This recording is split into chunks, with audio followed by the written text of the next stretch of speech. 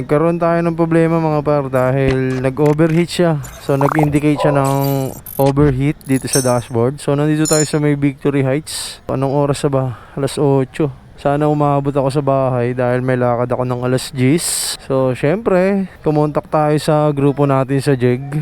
So maraming nag-aalala sa atin, lalo-lalo na yung mga kagrupo natin sa JEG mga par. So pupunta na si Jason, tsaka si Rich. Yan. So laging on the way agad pag may nagka-problema sa grupo. So hintayin na lang natin sila mga par. So ayoko na kasing paanda rin.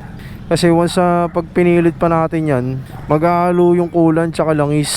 Yung coolant bababa dun sa langisan. So maghahalo siya. So maraming maapektuhan. Magiging chocolate. Abangan na lang natin sila, papunta na sila rito. So nandito tayo sa Victory Heights sa may Amparo mga par. Overheat. Then na lang natin sila Jason. Kasi papunta na eh. O kaya chat mo kaya. Sabihin mo ano, doon na lang sa bahay pumunta. Saan ka ba galing? Saan mo mapasok? Oo. So ayun mga par, dito na si Rich. So nirescue tayo ni Rich mga par. Grupo namin sa JEG yan. Ay nako, let's go na. So yan mga par, tulak-tulak tayo ngayon. Tulak gaming. Ay buti na lang meron tayong mga tropa sa JEG mga par na on the way agad pagka may nagkaroon ng problema. So sa bahay na lang to dadalhin.